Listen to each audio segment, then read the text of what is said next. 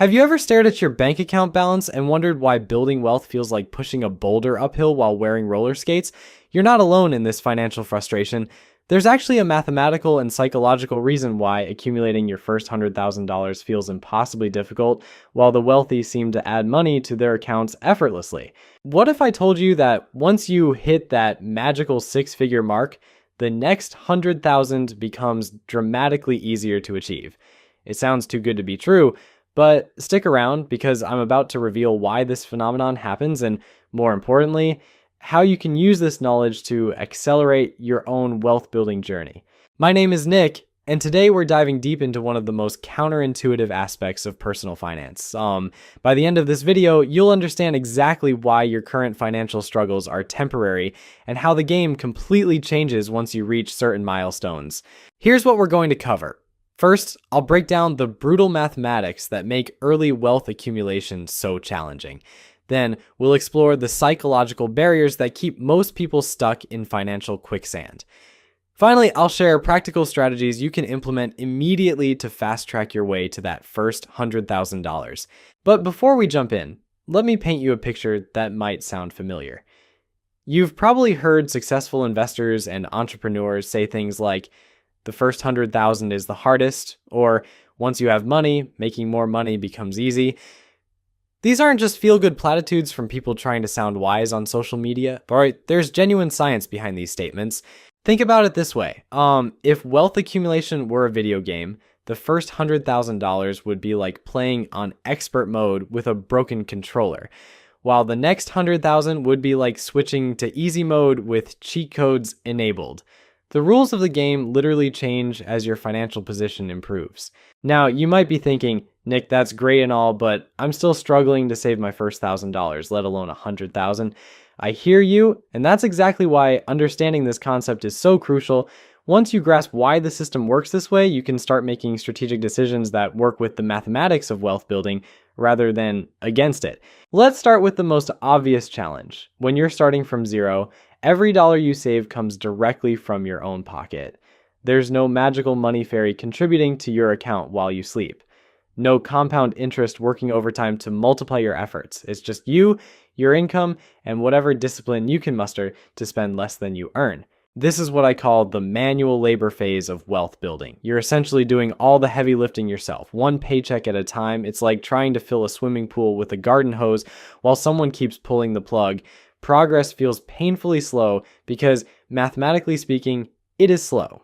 Consider this scenario. Let's say you managed to save $5,000 and invested in something that returns 10% annually. After 1 year, you've earned a whopping $500. Don't get me wrong, $500 is nice, but it's hardly life-changing money. You could probably earn that much by working a few extra shifts at your job or selling some old furniture on Facebook Marketplace.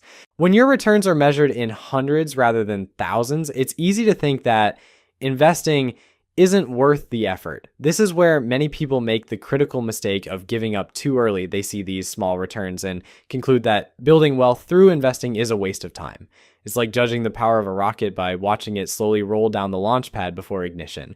But here's where the story gets interesting. Fast forward to when that same person has accumulated $100,000. Now, that same 10% annual return generates $10,000. Suddenly, your investments are producing more money than many people earn at their full-time jobs. The mathematics have shifted dramatically in your favor.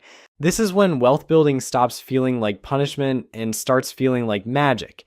Your money begins working harder than you do. While you're sleeping, eating, or binge watching your favorite series, your investments are out there making money for you. It's like having a tireless employee who never asks for a raise, never calls in sick, and works around the clock to increase your net worth.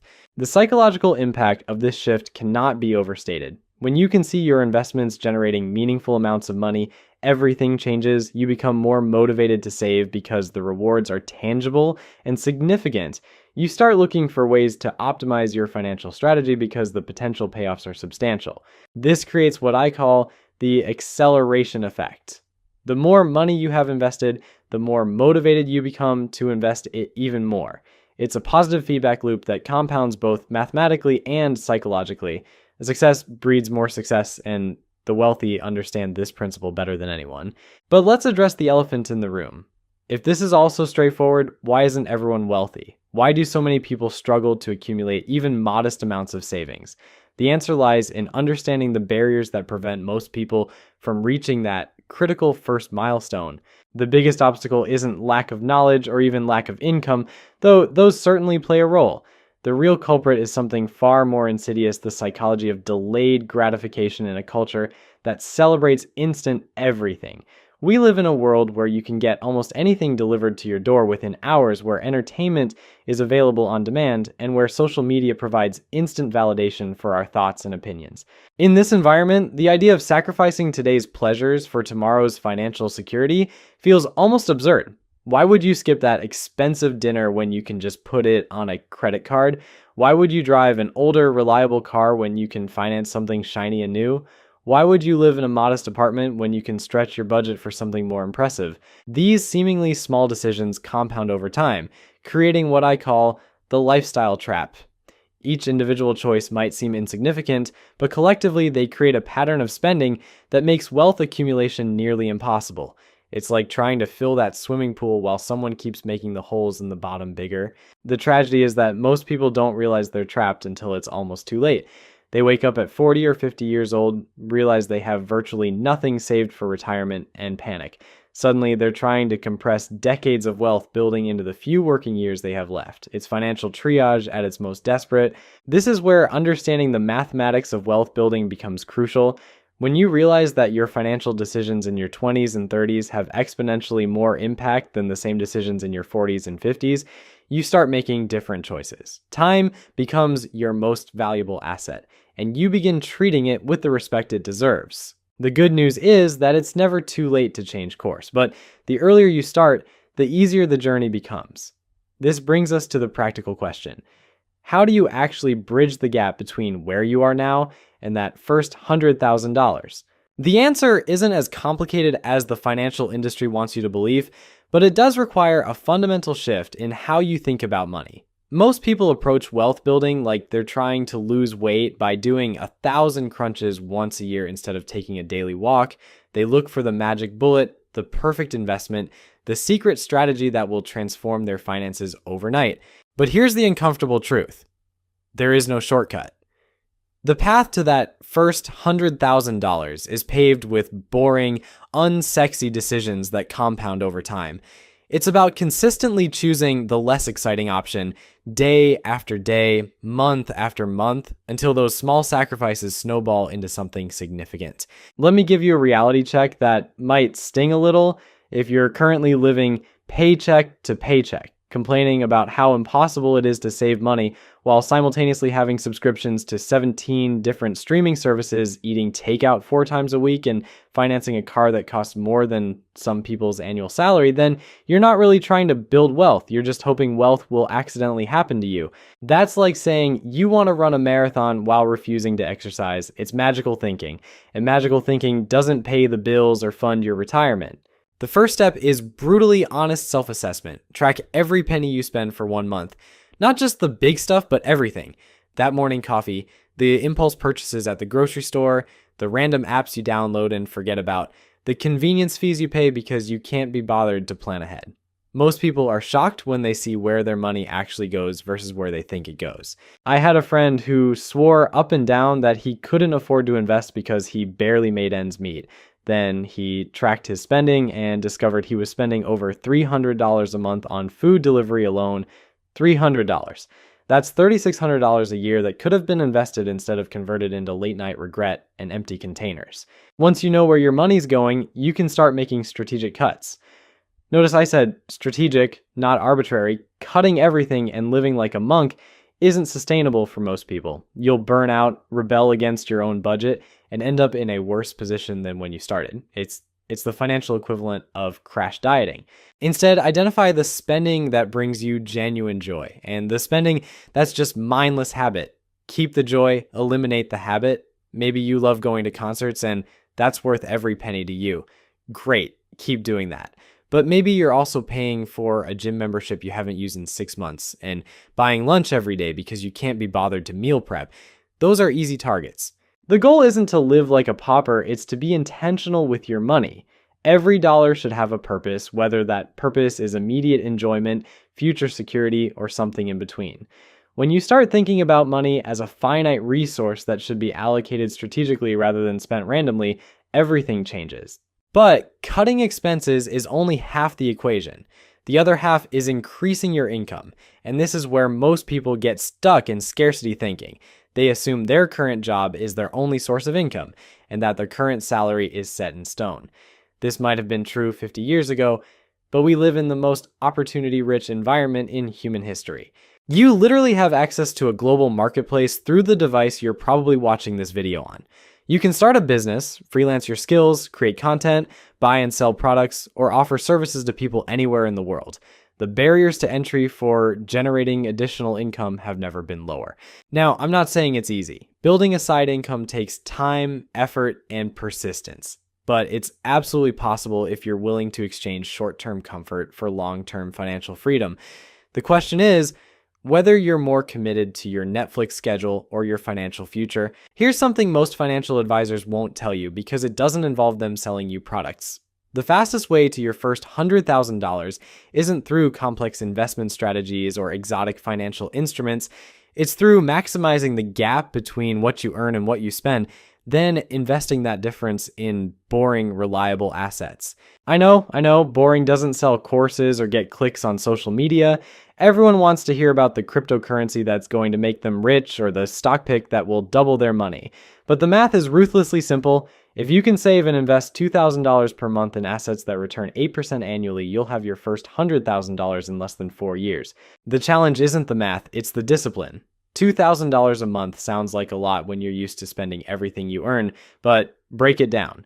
That's about $67 a day. For many people, that's less than they spend on coffee, lunch, and random impulse purchases. It's not about earning more money, it's about keeping more of the money you already earn. This is where the rubber meets the road. You can watch every financial education video on the internet, read every book about building wealth, and attend every seminar about investing, but none of it matters if you don't actually change your behavior. Knowledge without action is just expensive entertainment. The people who successfully build wealth aren't necessarily the smartest or the highest earners. They're the ones who consistently make the boring, rational choice when everyone around them is making the exciting, irrational choice. They're the ones who drive reliable used cars while their friends lease luxury vehicles. They're the ones who live in modest homes while their peers stretch their budgets for impressive addresses. This isn't about living a joyless existence or never having fun. It's about understanding that every financial decision is a trade-off between present consumption and future freedom. The wealthy understand this trade-off and make conscious choices about when to spend and when to save. The poor and middle class either don't understand the trade-off or consistently choose immediate gratification over long-term benefit. But here's what happens once you do reach that first $100,000. Suddenly, the game changes completely. Your money starts working almost as hard as you do. Those boring, reliable investments begin generating returns that actually matter. The compound interest that seemed insignificant when you had $5,000 invested becomes a powerful force when you have $100,000 working for you. More importantly, you develop what I call wealth momentum. You've proven to yourself that you can accumulate significant money, which gives you confidence to take bigger risks and pursue bigger opportunities. You have a financial cushion that allows you to be more strategic about your career choices, more selective about the projects you take on, and more opportunistic when good investments present themselves. This is when wealthy people start saying things like money makes money and the rich get richer. It's not some conspiracy or unfair advantage. It's simply the mathematical reality of compound growth combined with increased opportunities that come with having capital to deploy. The second $100,000 doesn't just come faster because of compound interest, though that's certainly part of it. It comes faster because you've developed better financial habits, you're more motivated by the visible progress, and you have more options for growing your wealth. You're no longer limited to just saving money from your job. You can invest in opportunities that weren't available when you had limited capital. This is when you start understanding why wealthy people seem to have access to opportunities that regular folks never hear about. It's not because there's some secret rich person newsletter they all subscribe to. It's because when you have substantial savings, you can actually take advantage of opportunities when they arise. Your broke friend calls you up and says, Hey, I found this amazing duplex that's selling for way below market value, but I need to close in 2 weeks and put down 20%. When you're living paycheck to paycheck, that conversation ends with, sounds great, good luck with that. When you have $100,000 saved, that conversation might end with you owning a cash flowing rental property. Or maybe your company offers stock options that require you to hold them for 5 years before you can sell. If you're barely scraping by, you can't afford to tie up money for 5 years no matter how good the opportunity looks. But when you have substantial savings, you can afford to take calculated risks with longer time horizons. This is what rich people mean when they talk about opportunity cost. Poor people think opportunity cost means choosing between buying groceries and paying rent. Rich people think opportunity cost means choosing between a guaranteed 8% return and a potentially lucrative business investment. It's a completely different conversation. The psychological shift that happens at this stage is just as important as the mathematical one. Remember when $500 felt like a meaningful amount of money? Now, your investments might fluctuate by that much in a single day, and you barely notice. You've developed what investors call risk tolerance, which is just a fancy way of saying you can handle seeing your account balance go up and down without panicking and making stupid decisions. This emotional stability is crucial because it allows you to think long-term instead of reacting to short-term market movements. When the stock market has a bad week and your portfolio drops $5,000, you don't lose sleep and consider selling everything. You understand that this is just noise in the grand scheme of your wealth building journey. Meanwhile, someone with $5,000 total invested might see their account drop by $250 and completely freak out, convinced they're destined for financial ruin. They sell at the worst possible time, locking in their losses and missing the inevitable recovery. It's like getting scared and jumping off a roller coaster halfway through the ride. But let's talk about something that most financial gurus conveniently ignore: the social pressure you'll face when you start getting serious about building wealth. Your friends and family, probably with the best of intentions, will think you've lost your mind. They'll watch you order water instead of wine at dinner, drive your paid-off car instead of financing something newer, and choose a quiet night in over expensive weekend trips. They'll start making comments like, "You can't take it with you," or "You're missing out on life," or my personal favorite, "Money isn't everything." Here's the thing about people who say money isn't everything: they usually don't have any. It's easy to dismiss the importance of money when you've never experienced the freedom and security that comes with having it. It's like someone who's never learned to read telling you that books aren't important. The reality is that money might not be everything, but lack of money affects everything. It affects where you live, what you eat, how you spend your time, the stress levels in your relationships, and the options available to your children. Pretending otherwise is just willful ignorance dressed up as wisdom. You'll need to develop thick skin during this phase because the people closest to you might become your biggest obstacles. They're not trying to sabotage you maliciously. They're just uncomfortable with the fact that you're changing the rules of the game you've all been playing together. Your discipline makes their lack of discipline more obvious, and nobody likes that mirror held up to their face. This is where having a clear vision of your financial goals becomes absolutely critical. When everyone around you thinks you're being too extreme or missing out on fun, you need to remember why you're making these sacrifices. Are you building wealth so you can retire early and travel the world? So you can start a business without worrying about steady income? So you can provide better opportunities for your kids so you never have to worry about money again?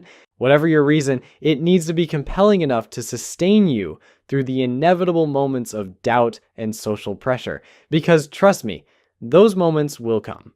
There will be times when you're tempted to give up, to go back to spending everything you earn, to live like everyone else around you. But here's what I want you to remember during those moments of weakness. Every single person who has successfully built substantial wealth has gone through exactly what you're going through right now. The struggle you're feeling isn't unique to you. It's a necessary part of the process. It's like the burn you feel when working out. It's not pleasant, but it's a sign that something positive is happening. The difference between people who build wealth and people who don't isn't intelligence, luck, or even income level. It's the willingness to endure temporary discomfort for long-term benefit. It's the ability to delay gratification when everyone around you is indulging immediately. It's the discipline to make boring, rational decisions consistently over time. And here's the beautiful irony of the whole thing. Once you reach that first $100,000, the habits that got you there become so ingrained that maintaining them feels natural. You're not constantly fighting the urge to overspend because you've retrained your brain to find satisfaction in watching your net worth grow rather than in accumulating stuff. The second 100,000 doesn't just come faster because of compound interest and better opportunities. It comes faster because you've become a different person. Someone who thinks strategically about money instead of emotionally. Someone who makes decisions based on long-term consequences instead of short-term impulses. So if you're currently staring at a bank balance that's smaller than you'd like, remember this. Your current financial position is not permanent. The struggle you're feeling right now is temporary. Every successful investor, every wealthy entrepreneur, every financially free person started exactly where you are right now, with more dreams than dollars and more hope than evidence. The only difference between them and the people who never build wealth is that they started. They took the first step, then the second, then the third. Even when progress felt impossibly slow, they understood that the journey of 1,000 miles begins with a single step. But more importantly, they understood that you actually have to take that step. Your first $100,000 is waiting for you. It won't be easy, it won't be quick, and it definitely won't be exciting every day. But it will be worth it. And once you get there, you'll understand why everyone who's made the journey says the same thing. The first 100,000 is the hardest, but everything after that gets progressively easier. The question isn't whether you can do it, the question is whether you will. The mathematics are in your favor, the opportunities are available, and the knowledge is freely accessible. All that's left is the decision to start and the discipline to continue. Your future self is counting on the decisions you make today. Don't let them down.